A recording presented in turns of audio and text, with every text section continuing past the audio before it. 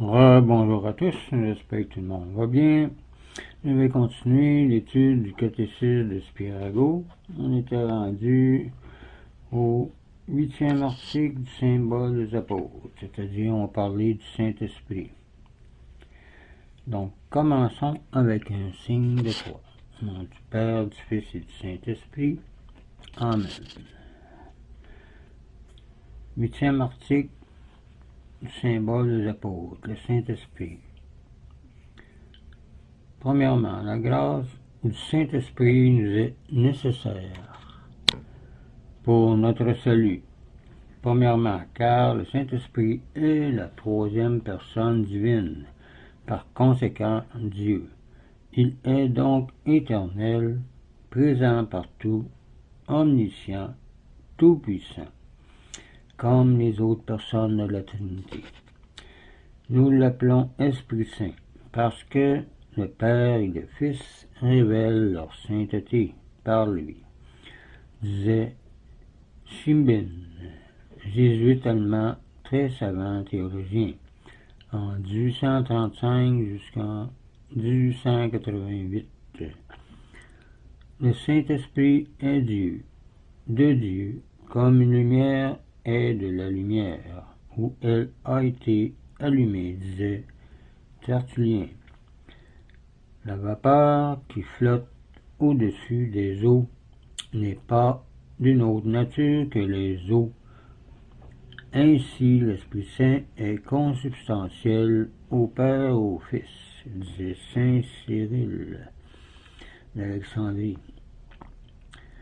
Je chasse le démon, disait le Christ, par le doigt de Dieu, c'est-à-dire par le Saint-Esprit. De même que le doigt est de la même substance que le corps d'où il sort, ainsi l'Esprit Saint a nécessairement la nature divine aussi, disait saint Isidore.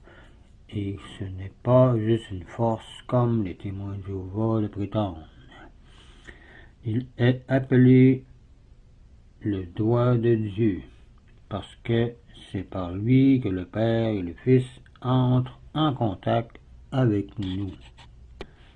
Parce que c'est lui qui a écrit les tables de la loi, disait saint Athanas. L'éternité, la toute-puissance, l'immensité du Saint-Esprit ont été définies par l'Église catholique contre l'hérétique macédoniste au deuxième concile œcuménique de Constantinople en 381. Le Saint-Esprit possède du Père et du Fils. Vous pouvez aller voir la vidéo 57 et 58 pour plus de détails au chapitre sur la Trinité. Les Grecs refusent de croire ce dogme et se séparent de l'Église catholique en 867 et en 1053. Coïncidence curieuse, Constantinople fut prise par les Turcs en 1453, le jour même de la Pentecôte. Deuxième point, la mission du Saint-Esprit est de communiquer les grâces méritées par Jésus-Christ par le sacrifice de la croix. Le Saint-Esprit ne produit donc pas de grâces nouvelles. Il agit seulement pour achever et féconder ce que le Christ a commencé par la croix. Le soleil, en se levant, n'apporte aucune semence à la terre, qu'il éclaire de ses rayons, mais il fait germer et croître les semences existantes. On appelle grâce un bienfait accordé gratuitement sans qu'on y soit obligé. Quand un souverain accorde la vie à un criminel condamné à mort, on dit qu'il lui fait grâce. Exemple, Joseph fit un jour une grâce à un enfant. Il le rencontra pleurant dans une rue de Vienne et lui demanda la raison de ses larmes. L'enfant était allé pour sa mère malade chez un médecin qui refusait de venir si on ne lui payait d'avance 1 florin. L'empereur se rendit chez la mère et lui écrivit comme ordonnance un mandat de 50 ducats sur la cassette impériale. Dieu en agit de même avec nous. Il nous comble de bienfaits sans aucun mérite de notre part, donc par pure miséricorde. Voir Romains 2, verset 23. Comme qu'il est dit, il fait pleuvoir sur les bons et les méchants. Ces bienfaits divins ont pour objet tantôt notre avantage temporel, comme la santé, la fortune, les talents, tantôt le salut éternel, comme la rémission des péchés.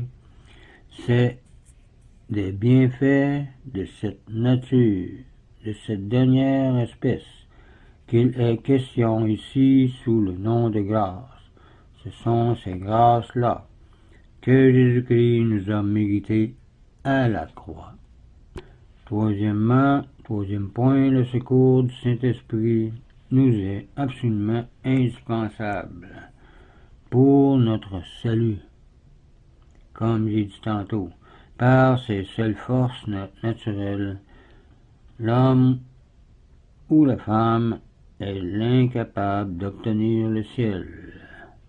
Un enfant, par exemple, se trouve dans un jardin devant un bel arbre et étend ses bras vers les fruits, sans les atteindre. Le père vient, soulève l'enfant, qui alors peut cueillir les fruits. Il en est de même de l'homme ou de la femme seul avec ses forces naturelles. Il est impuissant à atteindre la félicité éternelle sans le secours de l'Esprit Saint, qui est la vérité que Jésus nous enverra lorsqu'il partira et qu'il nous enseignera par lui.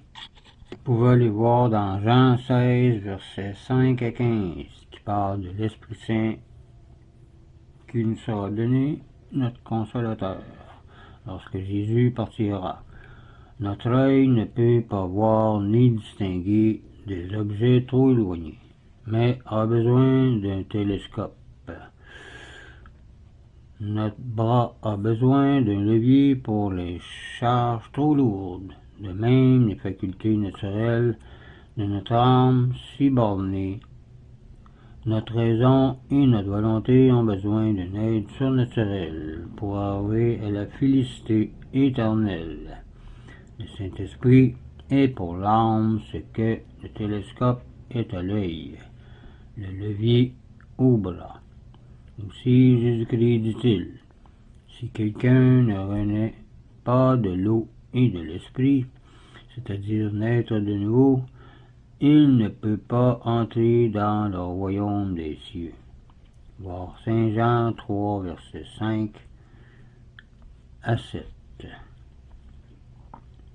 Il n'y a pas de vie sans lumière, pas de navigation sans vaisseau. Il est impossible sans l'Esprit Saint et le souffle de Dieu d'entrer dans le port du salut, disait saint Macaire. Sans le secours de l'Esprit Saint, nous sommes incapables de faire le moindre acte méritoire. Nous ne pouvons rien sans l'aide de Dieu. Notre capacité vient de Dieu, disait saint Paul, voir 2 Corinthiens 3, verset 5.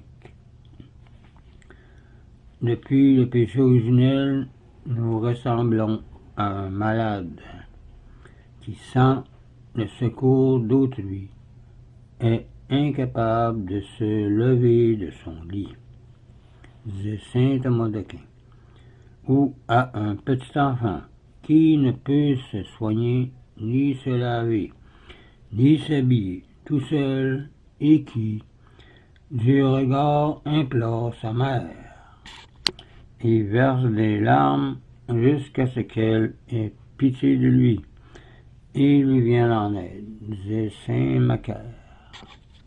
Donc, sans le Saint-Esprit, nous sommes, malgré nos efforts, comme les apôtres qui, malgré toute une nuit de travail, n'avaient rien pris. Voir Jean 21, versets 3 à 22. Mais Jésus leur dit de pitcher, de lancer leur filet à droite, et ils attrapèrent plein de poissons, et assez pour être très difficile à remonter dans la barque. Tous les poissons qu'ils avaient attrapés, l'homme et la femme, sont incapables de travailler dans les ténèbres. Il ne peut opérer aucun bien sans la lumière de la grâce du Saint-Esprit. Le corps est incapable d'aucune action pour son salut, s'il n'est animé par l'âme. L'âme aussi ne peut rien pour le ciel si elle n'est secourue par le Saint-Esprit, qui est sa vie, disait saint Fulgate. La lune ne luit pas sans recevoir la lumière du dehors. Ainsi, l'âme ne peut rien faire de méritoire sans la lumière de la grâce, disait saint Bonaventure. Et notre âme ne produit de fruit que quand elle est arrosée par la pluie de la grâce du Saint-Esprit, disait saint Hilaire. Sans pluie, aucun herbe ne croît, aucune fleur ne s'ouvre, aucune moisson ne mûrit. De même, toute grâce est impossible sans la grâce. Toute vertu est impossible sans la grâce, disait saint Grégoire le Grand et saint Irénée. La grâce n'opère rien sans la volonté, et celle-ci ne peut produire aucune œuvre méritoire sans la grâce. La terre ne fait rien germer sans la pluie, et la pluie ne produit rien sans avoir d'abord été reçu par la terre, disait saint Jean Chrysostome. Donc on va arrêter ici pour la grâce du Saint-Esprit. On va continuer la prochaine fois avec le même sujet, et on va aborder ensuite le point 2, les œuvres du Saint-Esprit. Donc je vous laisse là-dessus, je vous dis au revoir et union prière.